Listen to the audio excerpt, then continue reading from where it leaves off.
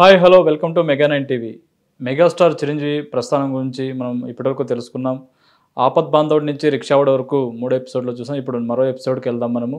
ఈ ఎపిసోడ్లో హిట్లర్ నుంచి శంకర్ దాదా ఎంబీబీఎస్ వరకు ఆయన ప్రస్థానం ఎలా సాగింది ఏంటంటే మనకు విశ్లేషించడానికి సీనియర్ ఫిల్మ్ క్రిటిక్ అప్పాజీ గారు మనతో పాటు ఉన్నారు. ఆయనతో మాట్లాడదాం. హాయ్ సార్, నమస్తే. నమస్తే గంగాధర్. సార్, చిరంజీవి గారి ప్రస్థానం మొన్న ఆపద్ బాంధవుడి నుంచి రిక్షా వరకు తెలుసుకున్నాం. నెక్స్ట్ ఇప్పుడు హిట్లర్ నుంచి చూసుకుంటే హిట్లర్తో ఆయన ప్రస్థానం ఎలా స్టార్ట్ అయింది సార్ అక్కడి నుంచి? అంటే ఆపద్ బాంధవుడి నుంచి రిక్షావాడి వరకు కొంచెం అంటే చిరంజీవి గారి కెరీర్లో కొంచెం డల్ ఫేజ్ ఏదైనా ఉందంటే అది ఈ ఫేజ్ అనమాట. ఏది ఆపద్ బాంధవుడి నుంచి రిక్షావాడి వరకు. పర్టికులర్గా రిక్షావాడు, బిగ్ బాస్ ఈ 2 సినిమాలు కొంచెం బాగా డిసప్పాయింట్ చేశాయి. మిగతా సినిమాలు అబవ్ యావరేజ్ హిట్ అనిపించుకున్నా కూడా అంతకుముందు వరుసగా ఇప్పుడు జగదేక వీరుడతలో సుందరి, రౌడీ అల్లుడు, గ్యాంగ్ లీడర్ ఇలాగా ఒక ప్రపంచం సృష్టించిన తర్వాత వచ్చిన సినిమాలు కావడం వల్ల ఆ రేంజ్లో సక్సెస్ కాకపోవడం వల్ల ఒక చిన్న డిసప్పాయింట్మెంట్ వచ్చింది. తర్వాత ఈ బిగ్ బాస్, రిక్షావాడు సినిమాలు బాగా డిసప్పాయింట్ చేశాయని చెప్పాలి. నాకున్న పరిమితమైనటువంటి నాలెడ్జ్ ప్రకారం కొంచెం డిసప్పాయింట్ చేశాయి. దాంతో ఆయన అసలు ఏంటి అని కొంచెం టైం తీసుకొని సినిమాల ఎంపిక పట్ల లేకపోతే దీని పట్ల ఎలా కథల ఎంపికలోను వీటిలోనూ ఇంకొంచెం జాగ్రత్తగా ఉండాలి అనే ఉద్దేశంతో ఆయన టైం తీసుకొని చేసిన సినిమా హిట్లర్. అంటే అంతకుముందు వరకు ఆయన చేసిన దర్శకులు వాళ్ళు ఒక ఇదైతే ఈ హిట్లర్ సినిమా ముత్యాల సుబ్బయ్య. అప్పటి వరకు ఆయన అంటే బాలకృష్ణ తోటి వీళ్ళతోటి ఆయన సినిమాలు చేసినా కూడా ఒక మెగాస్టార్ ఆ రేంజ్ సినిమా ఆయన చేయలేదు. అంటే ఆయనకి సక్సెస్ రేట్ చాలా ఎక్కువ ఉన్న డైరెక్టర్స్లో ముత్యాల సుబ్బయ్య గారు ఒక టి కృష్ణ గారి శిష్యుడు. ఆయన అంటే ఒక కోదండరామిరెడ్డి, ఇలాగా రాఘవేంద్రరావు గారు లాగా ఎక్కువ సక్సెస్ రేట్ ఉన్న దర్శకుల్లో ఆయన కూడా ఒకడు. అందుకని ఈ ఏరి కోరి ఒక సబ్జెక్ట్ని ఎంపిక చేసుకొని దానికి ముత్యాల సుబ్బయ్య గారిని దర్శకుడిగా పెట్టుకోవడం. చిరంజీవి గారితో ఫస్ట్ సినిమా సార్? చిరంజీవి గారితో ఫస్ట్ సినిమా. అది కూడా నిర్మాత కూడా మన ఏటర్ మోహన్ గారు. ఆయన కూడా చిన్న సినిమాలతోటి అసాధారణటువంటి విజయాలు సాధించినటువంటి వ్యక్తి. మంచి స్టోరీ జడ్జిమెంట్ కానీ ఇవన్నీ ఉన్న వ్యక్తి. ఇప్పుడు వాళ్ళిద్దరు అబ్బాయిలు కూడా, ఒక అబ్బాయి డైరెక్టర్ చిరంజీవి గారి సినిమా కూడా డైరెక్ట్ చేశాడు, గాడ్ ఫాదర్ సినిమా. అలాగే ఇంకో అబ్బాయి మంచి హీరో. సో ఆయన ఇద్దరు అబ్బాయిని కూడా ఇండస్ట్రీలో హీరోగా, డైరెక్టర్గా సక్సెస్ చేసి ఒక సక్సెస్ఫుల్ ప్రొడ్యూసర్గా ఉన్నటువంటి ఏటర్ మోహన్ గారు ప్రొడ్యూస్ చేసిన సినిమా హిట్లర్. ఒక మలయాళం సినిమాకి రీమేక్గా వచ్చిన సినిమా. మళ్ళీ ఆ సినిమాతో అది మళ్ళీ బాస్ ఈజ్ బ్యాక్ అనిపించుకున్నాడు ఆయన. చాలా పెద్ద హిట్. పర్టికులర్గా అందులో ఒక సాంగ్, రంభా చిరంజీవి గారి సాంగ్ ఒకటి ఇప్పటికి కూడా ఒక సిగ్నేచర్ స్టెప్ లాగా ఉంటుంది. సాంగ్స్ పరంగా కానీ, సెంటిమెంట్ పరంగా కానీ, సిస్టర్స్ సెంటిమెంట్ కానీ అన్నీ కూడా వర్కౌట్ అయినాయి. ముఖ్యంగా అంటే హిట్లర్కి కొంచెం ముందా వెనక నాకు అంత కరెక్ట్ గుర్తు రావట్లేదు కానీ ఇదే ముత్యాల సుబ్బయ్య గారు పవన్ కళ్యాణ్తో కూడా గోకులంలో సీత అని సినిమా చేశారు. పవన్ కళ్యాణ్ మొదటి సినిమా ఈవి సత్యనారాయణ డైరెక్షన్లో గీతా ఆర్ట్స్ ప్రొడ్యూస్ చేసిన సినిమా విపరీతమైనటువంటి అంచనాలతో రావడం వల్ల కొంచెం అది అంటే అంచనాలు అందుకోవడంలో తడబడింది. ఒక పక్కేమో నాగేశ్వరరావు గారి మనవరాలు, ఇప్పుడు నిర్మాతగా ఉన్నటువంటి యార్లగడ్డ సుప్రియ, ఆమె హీరోయిన్గా ఇంట్రడ్యూస్ అవుతూ పవన్ కళ్యాణ్ ఇంట్రడక్షన్ ఫిల్మ్ ఇక్కడ అమ్మాయి అక్కడ అబ్బాయి అది కొంచెం డిసప్పాయింట్ చేస్తే ఆయన మళ్ళీ ఒక రీమేక్ సినిమాతో గోకులంలో సీత అని పవన్ కళ్యాణ్కి మంచి స్టార్ట్ ఇచ్చారు ఆయన. అదే ముత్యాల సుబ్బయ్య ఈ సినిమా హిట్లర్. అంటే అన్నదమ్ములు ఇద్దరికి కూడా హిట్లు ఇచ్చిన దర్శకుడిగా ఆయన ఘనత అనేది ఆయన ఖాతాలో చేరిందన్నమాట. సో హిట్లర్ తర్వాత నుంచి మళ్ళీ ఇంకా ఇబ్బంది లేకుండా మధ్యలో 1-2 సినిమాలు ఎప్పుడైనా ఇదైనా హిట్లర్ నుంచి శంకరదాదా జిందాబాద్ వరకు ఆయన కెరీర్ సాఫీగా వెళ్ళిపోయింది. శంకరదాదా జిందాబాద్ తర్వాత ఆయన రాజకీయాల్లోకి వెళ్ళడం, తర్వాత కేంద్ర మంత్రి అవ్వడం, వీటన్నిటితోటి ఆయన 10 సంవత్సరాల పాటు ఇండస్ట్రీకి దూరంగా ఉండిపోయినట్టే. సినిమాలకు దూరంగా, నటనకి దూరంగా ఉన్నారు. మధ్యలో ఏదో బ్రూస్లీ, మగధీర సినిమాల్లో జస్ట్ గెస్ట్ అపీరెన్స్ లాగా చేశారు. కాబట్టి హిట్లర్ నుంచి శంకరదాదా జిందాబాద్ వరకు కూడా ఆయన కెరీర్ సాఫీగానే సాగిపోయిందని మనం చెప్పచ్చు. హిట్లర్ సినిమా అప్పట్లో ఎంత పెద్ద హిట్ అయింది సార్? చాలా పెద్ద హిట్. అంటే చిరంజీవి నుంచి అప్పటికి ఒక 1 or 2 years గ్యాప్ రావడం వల్ల కూడా ఆ సినిమా పట్ల ఫ్యాన్స్ అందరూ కూడా ఆత్రంగా ఎదురు చూశారు. అంటే ఫ్యాన్స్తో పాటు ఇదేంటంటే ఇది ఒక ఫ్యామిలీ సెంటిమెంట్.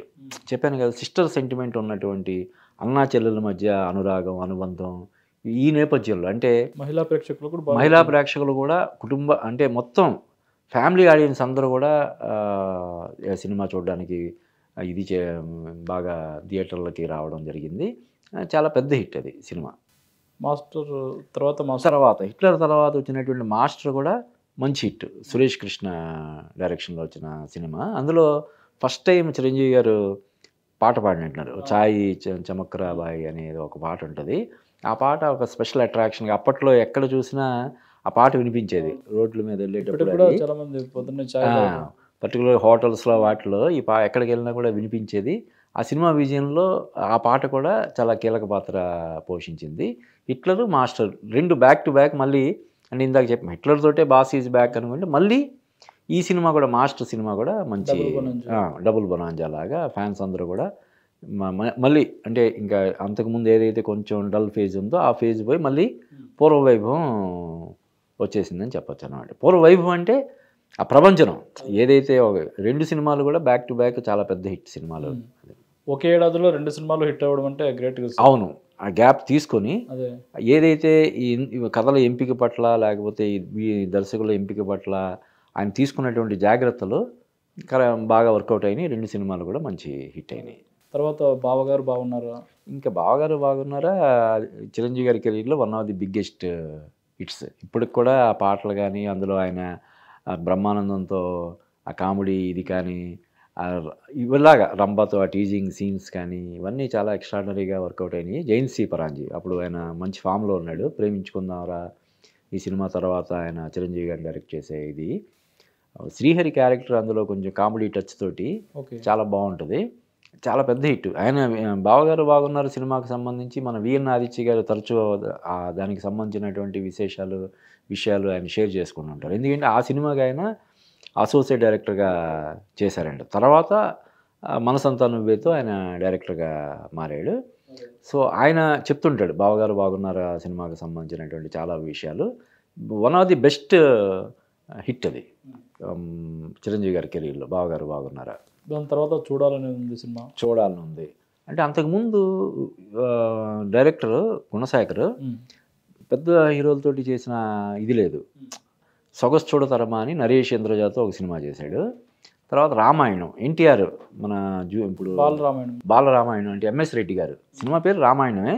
అందరూ బాలలతో తీసినటువంటి సినిమా అన్నమాట. అది చిన్నపిల్లలతో తీసినటువంటి రామాయణం సినిమా.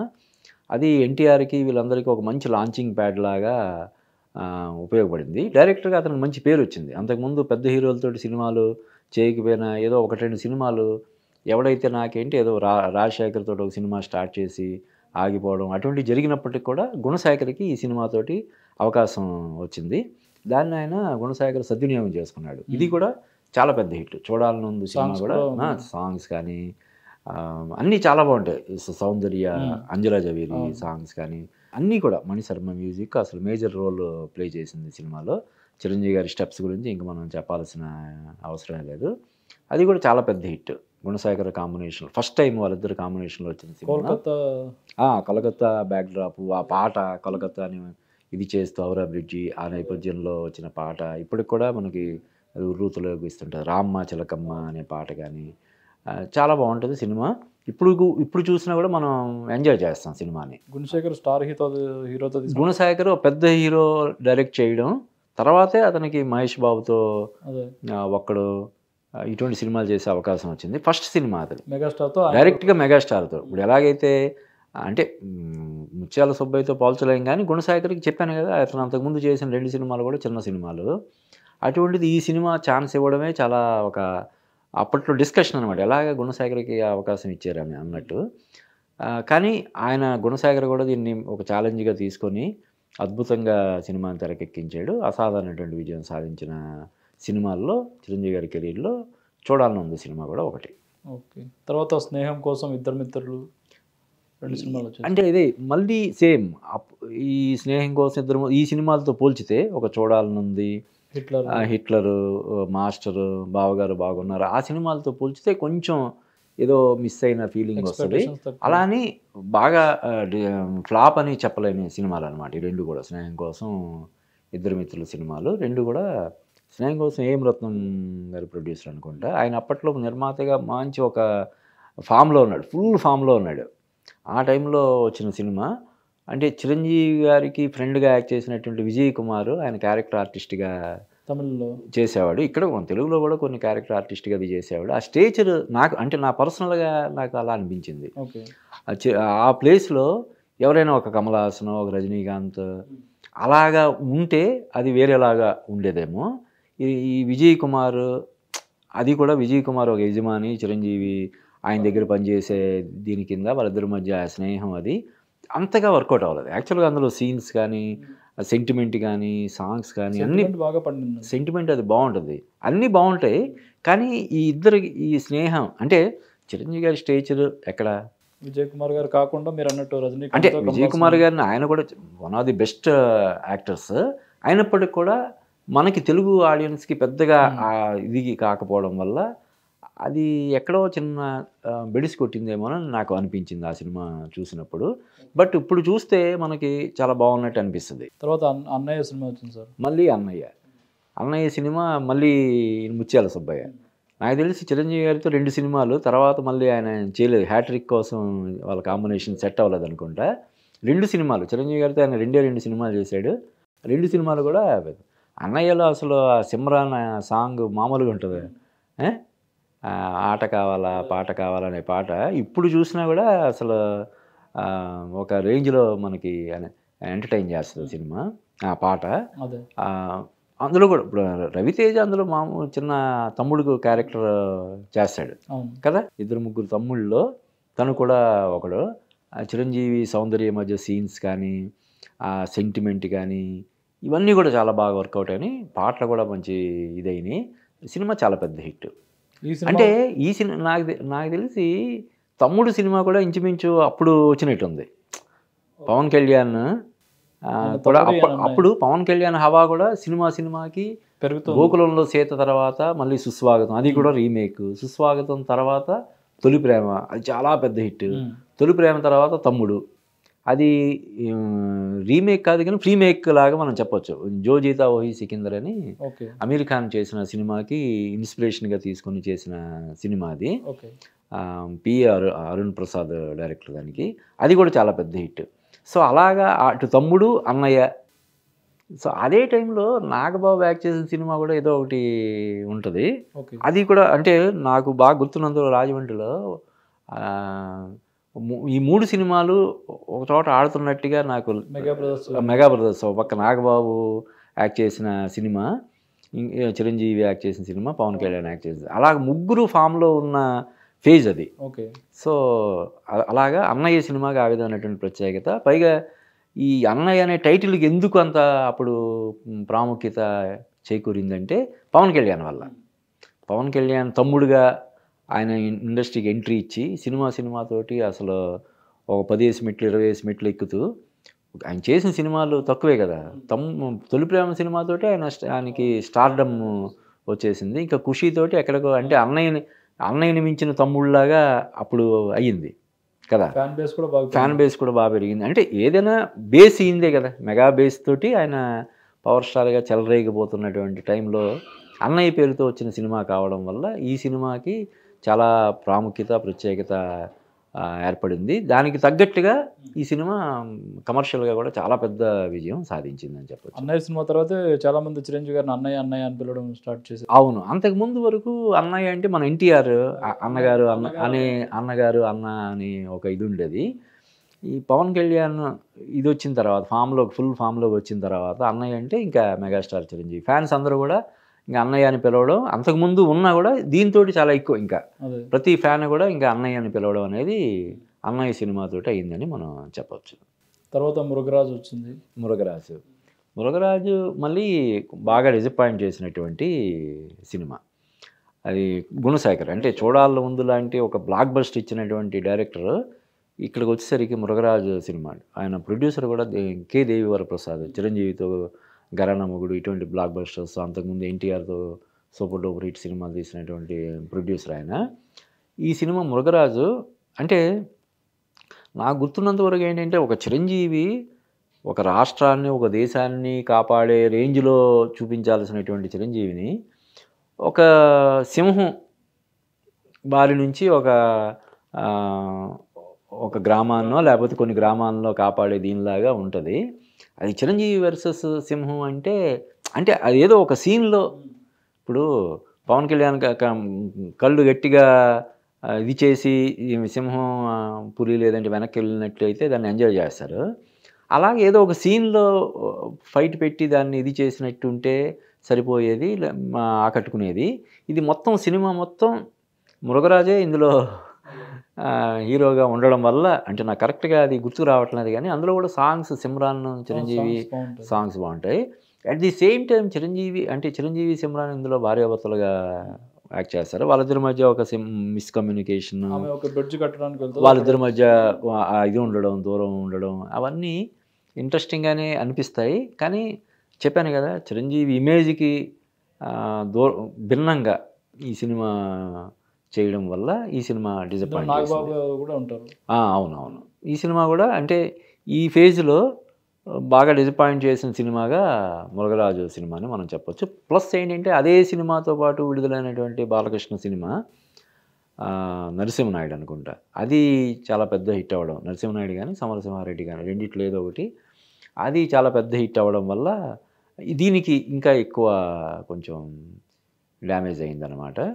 ఏదైనా చిరంజీవి కెరీర్లో చిరంజీవి ఫ్యాన్స్ అందరూ బాగా డిసప్పాయింట్ చేసినటువంటి సినిమాల్లో మురుగరాజు సినిమా ఒకటిగా మనం చెప్పక తప్పదు. తర్వాత బి గోపాల్ గారి డైరెక్షన్లో ఇంద్ర మళ్ళీ అసలు ఒక రేంజ్, ఇంద్ర సినిమా ఒక రేంజ్ హిట్. అందులో సినిమాలో ఆ డైలాగులు కానీ ఆ సాంగ్స్ కానీ, మళ్ళీ ఈ సినిమాలో కూడా ఫస్ట్ ఫ్యాక్షన్, ఈ సినిమాలో కూడా ఆ వీణా స్టెప్ అసలు చాలా పెద్ద. ఎలాగైతే హిట్లర్లో ఒక సాంగ్ ఎలాగా ఒక సిగ్నేచర్ దీనిలాగా అయిందో, ఇందులో కూడా ఒక సాంగ్ అద్భుతంగా ఉంటుంది. ఆయన క్యారెక్టరైజేషన్ కానీ అంటే ఒక రెబలస్ దీంట్లో ఆ ఫెరోషియస్ అగ్రెసివ్గా చేసిన ఇది సెంటిమెంట్, ఇవన్నీ చాలా బాగుంటాయి.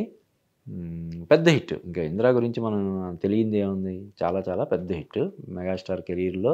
ఇందిరా సినిమా చేయడానికి కారణం బాలకృష్ణ గారి సమరసింహారెడ్డి. అంటే అప్పటికి అంటే జనరల్గా ఒక ట్రెండ్ని ఆ తరహా సినిమాలు అవుతున్నాయి కాబట్టి బి గోపాల్ అంతకుముందు ఆ సినిమాలు చేసినటువంటి బి గోపాల్ చేసిన సినిమా. బట్ ఇది ట్రెండ్ సెటర్. ఇది కూడా ఇందిరా సినిమా కూడా ఒక ట్రెండ్ సెటర్ సినిమాగా చిరంజీవి గారు చెప్పారు. బాలకృష్ణ గారి ఫంక్షన్లో చిరంజీవి గారు చెప్పారు.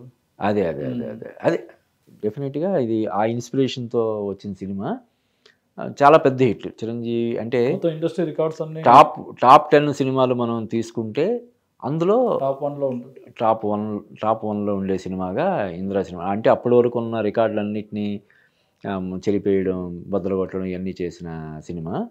అంతకుముందు జగదేక వీరుడు అతిలోక సుందరి, చూడాలని ఉంది, తర్వాత అశ్విని దత్ కాంబినేషన్లో అశ్విని దత్ ప్రొడ్యూస్ చేసినటువంటి ఈ సినిమా ఆ రేంజ్ 175 రోజుల పైన ఆడింది. అవునవును, చాలా పెద్ద హిట్ ఇందిరా సినిమా. అంటే నేను అప్పుడు రాజమండ్రిలో ఉన్నాను, టికెట్లు దొరక్క వాళ్ళతోటి వీళ్ళతోటి అప్పుడే నేను జర్నలిజంలోకి వచ్చి టికెట్ల కోసం వీళ్ళు అడుగుతుంటే వాళ్ళకి అలాగే ఇప్పించిన ఇది కూడా నాకు గుర్తుందన్నమాట.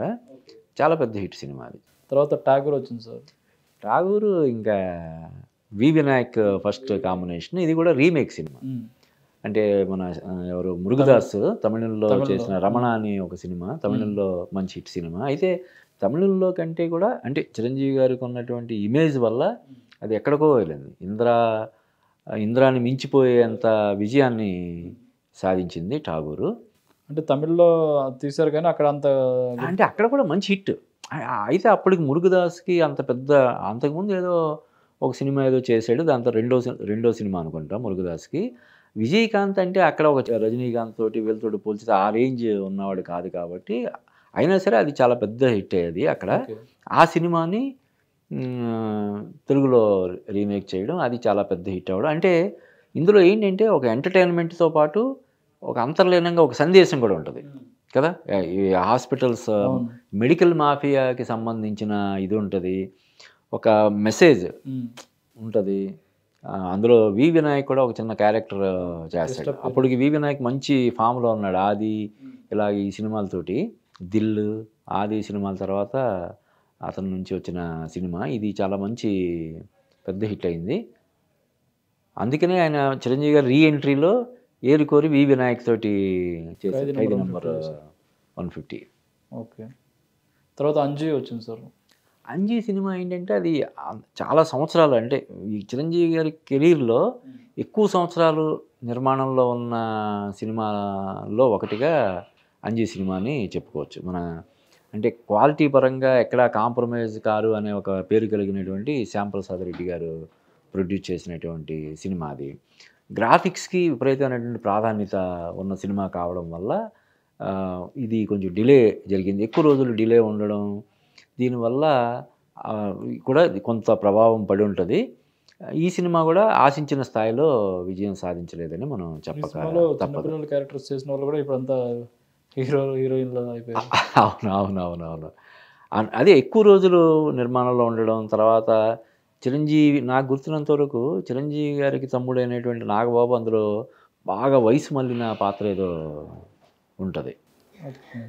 అంటే దానివల్ల అని కాదు కానీ అలాగా, అంటే ఇంకా ఆ సినిమా డిసప్పాయింట్ చేసి సాంగ్స్ అవి చాలా బాగుంటాయి అందులో. నమ్రత బాగుంటాయి. ఇప్పుడు చూస్తే, ఇప్పుడు నాకు తెలిసి రిలీజ్ చేస్తే ఇప్పుడు జనాలు యాక్సెప్ట్ చేస్తారు హ్యాపీగా. సో అప్పుడేంటంటే ఇప్పుడు ఇంద్ర ఠాగూర్ తర్వాత వచ్చిన సినిమా కావడం వల్ల కూడా ఇది డిసప్పాయింట్ చేసి ఉండొచ్చు. ఓకే. సో ఈ సినిమా కూడా కొంత నిరాశను మిగిల్చిన సినిమాగా ఫ్యాన్స్కి. అదే ఏడాదిలోనే శంకర్దాదా ఎంబీబీఎస్ కూడా వచ్చింది. శంకర్దాదా ఎంబీబీఎస్ అదేంటంటే హిందీలో మున్నాబాయ్ ఎంబీబీఎస్ అని చెప్పి సంజయ్ దత్కి మొత్తం అతని కెరీర్ని టర్న్ చేసినటువంటి సినిమా. ఓకే. ఆ సినిమాని తెలుగులో మన చిరంజీవి తోటి రీమేక్ చేశారు. ఇంకా చిరంజీవి గారి అసలు పేరు గురించి తెలిసిందే కదా మనకి. అందువల్ల ఆ పేరుకి శివశంకర వరప్రసాద్, శంకరదాదా ఎంబీబీఎస్ అంటే మున్నాబాయ్ ఎంబీబీఎస్ని శంకరదాదా ఎంబీబీఎస్ అని పేరు పెట్టడం వల్ల కూడా ఎక్కువ బాగా కనెక్ట్ అయ్యారు చిరంజీవి ఫ్యాన్స్ అందరూ కూడా. చిరంజీవి గారు అందులో కామెడీ టైమింగ్ కానీ ఇవన్నీ బాగుంటాయి. ఇప్పటికి కూడా అందులో డైలాగ్స్, ముందుంది ముసళ్ళ పండుగ అని జనరల్గా ఒకటి ఉంటుంది కదా, దాన్ని Paruchuru brothers in front crocodile festival అని నేను చాలా సందర్భాల్లో హెడ్డింగ్స్ పెడుతుంటా. దాన్ని ఇప్పుడే కాదు ఇంకా ముందు ముందు ఉంటుంది అనే అర్థం వచ్చేలా ఏదైనా ఒక ఆర్టికల్ ఉంటే అప్పుడప్పుడు నేను వాడుతుంటా, ఇన్ ఫ్రంట్ క్రోకోడైల్ ఫెస్టివల్ అని. అటువంటివి చాలా ఉంటాయి అందులో, బాగుంటుంది. పైగా శంకర్ దాదా జిందా ఎంబీబీ ఇది శ్రీకాంత్ తమ్ముడుగా చేయడం. తర్వాత ఇప్పటికి కూడా తర్వాత చాలా రోజులు చిరంజీవి గారి ఫంక్షన్లు అన్నింటిలో కూడా ఊ ఆ అనే ఇది వచ్చేది. దేవిశ్రీ ప్రసాద్ ఇచ్చిన మ్యూజిక్ కూడా అందులో కీలక పాత్ర పోషించింది. సో సినిమా కమర్షియల్ కూడా హిట్ అది శంకర ఎంబీబీఎస్ సినిమా. ఓకే. తర్వాత అందరివాడు అప్పటికి శ్రీను వైట్ల అసలు కామెడీ సినిమాలు తీయడంలో ఎక్స్పర్ట్ అని పేరు తెచ్చుకున్నాడు. అంతకుముందు వచ్చిన వెంకీ కానీ ఇలాగ కొన్ని సినిమాలతోటి ఇంకా చిరంజీవి గారి కామెడీ టైమింగ్ యాడ్ అయితే ఇంకా శ్రీను వైట్ల నుంచి ఏ రేంజ్ సినిమా వస్తుందని అందరూ ఎక్స్పెక్ట్ చేసిన టైం అది. డ్యూయల్ రోల్ తండ్రిగా నాకు సినిమా నిజానికి చాలా నచ్చింది. అందులో పర్టికులర్గా చిరంజీవి టబుల మధ్య వచ్చే సీన్స్, ఆ పెళ్లి చూపుల ఎపిసోడ్ చాలా బాగుంటుంది.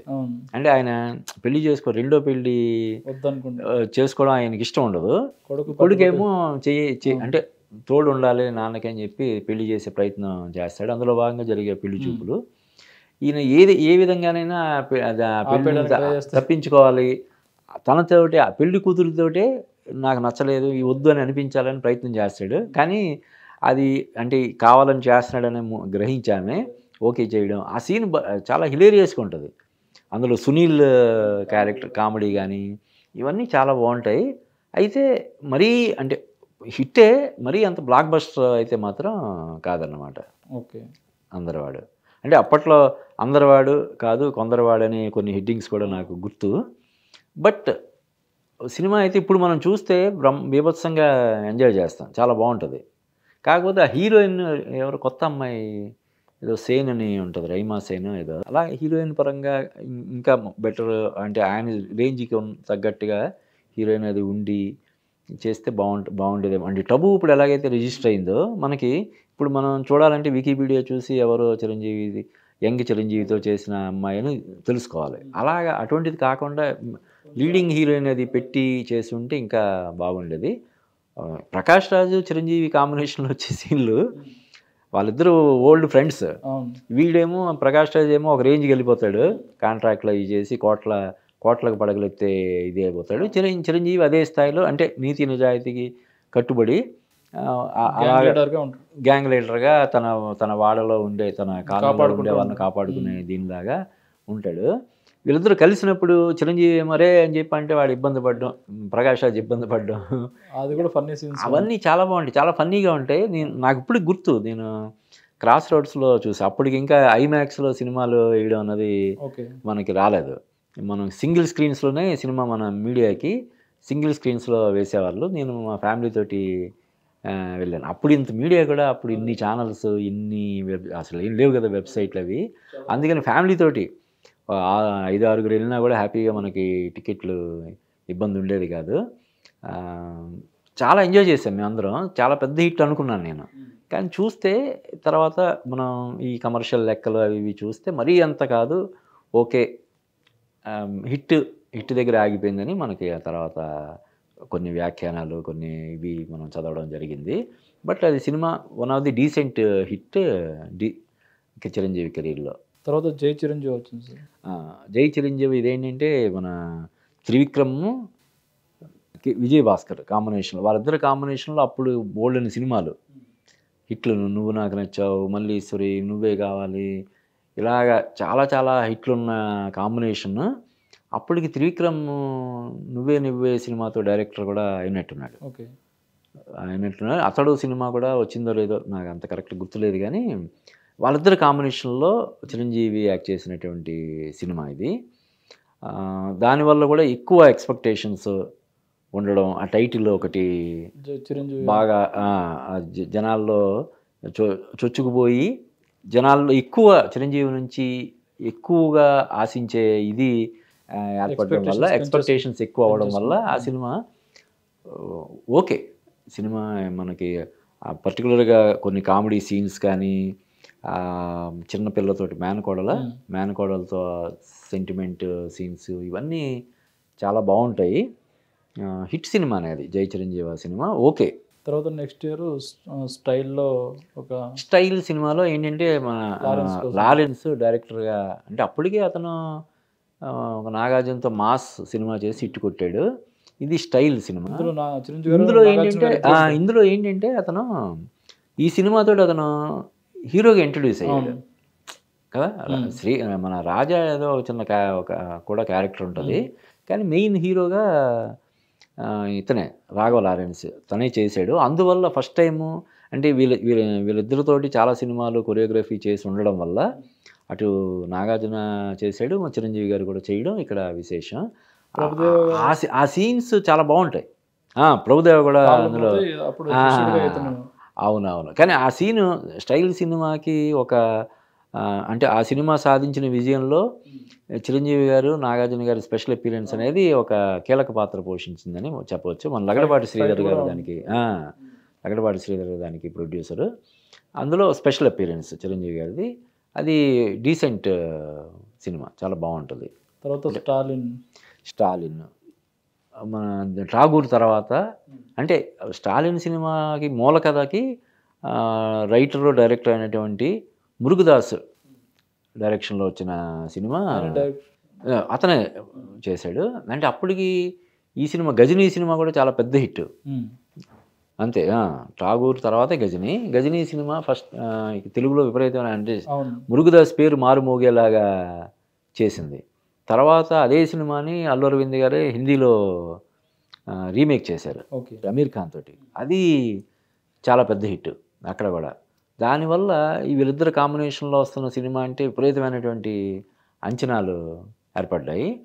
ఆ అంచనాలకు తగ్గట్టుగా, అంటే అంచనాలు అందుకోవడంలో కొంత తడబడినా ఆ సినిమా కూడా మంచి హిట్ అని చెప్పాలి.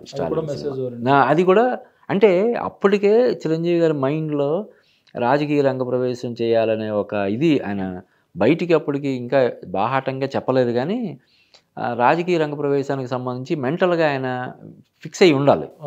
ఎందుకంటే ఈ టైటిల్స్ చూస్తే, అందరవాడనే టైటిల్ కానీ ఇవి చూస్తే, అంటే ఎప్పటికప్పుడు ఈ పత్రికల్లో కథనాలు వస్తుండేవి, చిరంజీవి గారు రాజకీయ రంగ ప్రవేశం అని. ఈయన సున్నితంగా దాన్ని తిరస్కరించడం కానీ, నో కామెంట్ అని చెప్పడం కానీ, అలాగా జరుగుతున్న టైంలో రాజకీయ రంగ ప్రవేశానికి ముందు వచ్చిన సినిమాల్లో ఇది కూడా ఒకటి. అందువల్ల అది మెసేజ్ ఓరియంటెడ్గా దాన్ని తీర్చిదిద్దాడు మురుగదాసు. ఆ సినిమా అంటే మరీ బ్లాక్ బస్టర్ అంటే ఒక ఇంద్ర ఠాగూరు ఆ రేంజ్ హిట్ కాదు, కానీ డీసెంట్ హిట్ అని చెప్పొచ్చు. ఓకే. తర్వాత శంకర్ దాదా ఎంబీబీఎస్కి కంటిన్యూగా శంకర్ దాదా జిందాబాద్ సినిమా అంటే శంకర్ దాదా ఎంబీబీఎస్తో పోల్చితే కొంచెం సక్సెస్ పరంగా కానీ, కమర్షియల్ ఎలిమెంట్స్ పరంగా కానీ కొంత డోసు తగ్గడం వల్ల ఆ సినిమా చెప్పాను కదా, ఇంకా రాజకీయ రంగ ప్రవేశం ఖరారు అయిన టైంలో వచ్చిన సినిమా అది. అంటే చిరంజీవి గారు ఏంటంటే, మనం రాజకీయాల్లోకి వస్తున్నాం కాబట్టి ఆ తరహా సినిమాలు కొంచెం ఇది చేయాలని మైండ్లో పెట్టుకొని చేయడం వల్ల కావచ్చు, లేకపోతే వేరే దీనివల్ల అలాగా సెట్ అవ్వడము ఏం జరిగిందో మనకు తెలియదు, కానీ అంతగా వర్కౌట్ అవ్వని సినిమాగా దీన్ని మనం చెప్పచ్చు శంకర్ దాదా జిందాబాద్. దీని తర్వాత ఇంకా పొలిటికల్ ఎంట్రీ, దీని తర్వాత ఆయన రాజకీయాల్లోకి రావడం, కేంద్ర మంత్రి అవ్వడం, అదొక అంటే ఇప్పుడంటే ఆంధ్రప్రదేశ్ తెలంగాణ రెండుగా విడిపోయాయి. అప్పుడు అంటే మన రాష్ట్రాలు విడిపోక ముందు అవిభక్త ఆంధ్రప్రదేశ్ చరిత్రలో చిరంజీవి పేరు కూడా ఒక అంటే రాజకీయాల్ని ప్రభావితం చేసినటువంటి ఒక సంచలనం సృష్టించినటువంటి వ్యక్తిగా, తర్వాత కేంద్ర మంత్రిగా, అంటే రాజకీయాల్లో ఆయన మనం ఇప్పుడు రాజకీయాలకు సంబంధించి మనం డిస్కస్ చేయట్లేదు కాబట్టి మనం ఎక్కువ దీని గురించి మాట్లాడాల్సిన ఇది లేదు, కానీ మొదట రాజకీయాల్లోకి వస్తూనే ఆయన కొన్ని సీట్లు 18 సీట్ల వరకు గెలుచుకోవడం, తర్వాత వేరే కారణాల వల్ల పార్టీని వేరే పార్టీతో విలీనం, కాంగ్రెస్ పార్టీతో విలీనం చేయడం, రాజ్యసభ సభ్యుడిగా ఆయన కేంద్ర మంత్రి పదవి సాధించడం, ఇవన్నీ కూడా మనం తీసిపారేసే విషయాలేం కాదు. అంటే కొన్ని విమర్శలు కొన్ని ఇవి ఉన్నప్పటికీ కూడా రాజకీయంగా కూడా ఆయన సక్సెస్ అయినట్టే. ఎందుకంటే కేంద్ర మంత్రి అవ్వడం అన్నది మామూలు విషయం కాదు కదా. అది కూడా ఆయన అప్పుడు ఇండిపెండెంట్, నాకు గుర్తున్నంత వరకు ఇండిపెండెంట్ ఛార్జ్ ఇచ్చారు. టూరిజం మినిస్టర్గా పర్యాటక శాఖ ఆయనకి ఇచ్చారు. సో రాజకీయాల్లో కూడా అంటే ఒక పవన్ కళ్యాణ్ లాగా మొండిగా ఉంటే అసలు సీఎం అయిండాడని చాలామంది చిరంజీవి ఫ్యాన్స్ ఇప్పుడు కూడా మాట్లాడుతుంటారు. ఒక 1 year 2 years ఓపిక పట్టి ఉంటే, అలా ఓపిక పట్టి ఉంటే పార్టీని విలీనం చేయకుండా అదే పోరాట స్ఫూర్తితోటి ముందుకు సాగి ఉంటే తర్వాత వచ్చే ఎలక్షన్స్లో ఆయన పాలిటిక్స్లోకి వచ్చినప్పుడు కూడా చాలామంది ఎన్ని అన్నా కూడా ఆయన ఎవరిని మళ్ళీ తిట్టలేదు. అవును పైగా నాకు నువ్వు చెప్తుంటే టక్కన గుర్తొచ్చింది, సరిలేరు నీకెవరు సినిమా ఫంక్షన్లో విజయశాంతి చిరంజీవి వాళ్ళిద్దరు కాంబినేషన్లో ఎన్ని సూపర్ డూపర్ హిట్ సినిమాలో మనం చెప్పుకున్నాం. మనం ఆయన అంటే కొంచెం ఒక్కొక్కసారి ఏంటి మరీ ఇంత అమాయకంగా మాట్లాడుతున్నాడు ఏంటి అనిపిస్తుంది మనకి. విజయశాంతిని అడుగుతాయి, ఎలాగ అనిపించింది నా మీద అన్ని విమర్శలు చేయడానికి, నీకు మనసు ఎలా వచ్చింది అని చెప్పి ఆమె చాలా ఇబ్బంది పడుతూ రాజకీయాలు తప్పదు కదా అది ఇది అని చెప్పి ఇది చేస్తుంది. అలాగా కానీ చిరంజీవి గారి మెంటాలిటీకి అంటే ఈ రాజకీయాలంటే ఇంకేంటంటే మామూలుగా ఉండవు విమర్శలు కానీ ప్రతి విమర్శలు కానీ, అంటే వ్యక్తిత్వ హననం అంటారు చూడు, అంటే క్యారెక్టర్ అసాసినేషన్ అనేది రాజకీయాల్లో జరిగినంతగా ఇంకెందులోనూ అది అంటే ఒక స్ట్రాటజిక్గా వెళ్తారు వాళ్ళు. హుందాగా పాలిటిక్స్ అనేవి ఆ శకం ముగిసిపోయింది. రాజకీయాల్లో హుందాతనానికి ఇంకా చోటు లేదు, తావు లేదు. దానికి తగ్గట్టుగానే రాజకీయాలు చేసిన వాళ్ళే ఉంటారు, ఇక్కడ మనుగడ సాగించగలుగుతారు, ఇక్కడ సక్సెస్ కాగలుగుతారు. పవన్ కళ్యాణ్ ఆ విధంగా ఎదురు ఈదాడు కాబట్టి ఆయన ఈరోజున కింగ్ మేకర్గా నిలబడగలిగాడు కదా. అది చిరంజీవి గారి మెంటాలిటీ. కానీ అంటే సినిమాల్లో ఏవో కొద్దిపాటి అప్పుడప్పుడు అడపాదడప డిసప్పాయింట్మెంట్స్ మినహాయిస్తే ఓవరాల్గా ఆయన సినిమాల్లో ఒక ఎన్టీఆర్ తర్వాత ఇంకా మగుటం లేని మహారాజు అనిపించుకున్న స్థాయికి వచ్చేసిన తర్వాత ఈ రాజకీయాల్లో ఎవడబడితే వాడు బురద చల్లడం, విమర్శించడం, ఇవన్నీ ఆయన జీర్ణించుకోలేకపోయాడేమోనని మనకు అనిపిస్తుంది ఇప్పుడు కూడా. అందుకనే ఆయన ఇప్పుడు పవన్ కళ్యాణ్ పోటీ చేసినప్పుడు కూడా పోటీ చేసిన నియోజకవర్గానికి సంబంధించి కూడా ఆయన ప్రచారానికి వెళ్ళలేదు, ఇంకా రాజకీయాలు మనకి వద్దని అనుకున్నాడు. పూర్తి స్థాయి సినిమాల మీదే ఆయన ఫోకస్ చేస్తున్నాడు. యాక్చువల్గా ఆయన ఉపరాష్ట్రపతి అయ్యే అవకాశం ఉందని, ఏదో ఒక రాష్ట్రానికి గవర్నర్గా వెళ్ళే అవకాశం ఉందని, ఇలా రకరకాల కథనాలు వస్తున్నాయి. చిరంజీవి గారు మళ్ళీ అంటే ఇంక సినిమాలకి ఫుల్ స్టాప్ పెట్టి ఇంకా శేష జీవితాన్ని ఒక గవర్నర్గానో లేకపోతే ఉపరాష్ట్రపతిగానో ఆయన ఇది చేస్తాడు అని చెప్పి కొన్ని ఊహాగానాలు అవి వస్తున్నాయి. కానీ చూస్తుంటే ఇప్పుడు మన ఇండస్ట్రీలో జరుగుతున్నటువంటి సమ్మెకి సంబంధించి ఆయన తీసుకుంటున్న చొరవ ఇవన్నీ చూస్తే ఈ ఇండస్ట్రీని విడిచిపెట్టి వెళ్ళాలనే ఆలోచన ఆయనకు ఉన్నట్లేదు కదా. నటుడుగానే ఇందులోనే కొనసాగాలి. ఇండస్ట్రీ పెద్దగా అంటే ఇప్పుడు దాసనారాయణరావు తర్వాత ఇండస్ట్రీకి పెద్ద దిక్కు లేకపోయిందని ఏదైతే వ్యాఖ్యానాలు విమర్శలు వస్తున్నాయో ఆ లోటుని భర్తీ చేయాలనే ఒక సంకల్పంతో ఆయన ముందుకెళ్తున్నాడని నాకు అనిపిస్తుంది. లేకపోతే ఇప్పుడు ఆయన ఒక హీరో అయ్యుండి కదా, సినిమాకి సంబంధించి 2 సినిమాలు ఆయన ఉన్నాయి. ఆ నిర్మాతలకు సంబంధించిన ఇది కదా, కార్మికులకి వేతనాలు పెంచడం అదంటే ఆ నిర్మాతలకు భారం అయ్యే ఇది ఉంటుంది కదా. అలాగే వాళ్ళ అబ్బాయి హీరోగా ఉన్నాడు, సినిమాలు చేస్తున్నాడు. చాలా మెగా కాంపౌండ్ చాలామంది హీరోలు సినిమాలు చేస్తున్నారు. వీళ్ళందరికీ ఎఫెక్ట్ అయ్యే ఇది కదా. ఏంటి చిరంజీవి గారు ఇలా చేశారు మనకి అనే అవకాశం ఉంటుంది కదా. వేతనాలకు సంబంధించి కార్మికులు పక్షపాతంగా ఆయన వ్యవహరించి మనకి నష్టం వాటిల్లాగా చేస్తున్నాడు అనే విమర్శలు వస్తాయనే ఒక ఇది ఉన్నా కూడా ఆయన ఇండస్ట్రీకి ఒక పెద్దగా ఉండాలి, మనకున్న అనుభవం, మనకున్న ఇది పలుకుబడి, మనకున్న ఇది అంతా కూడా ఇండస్ట్రీకి ఉపయోగపడాలి.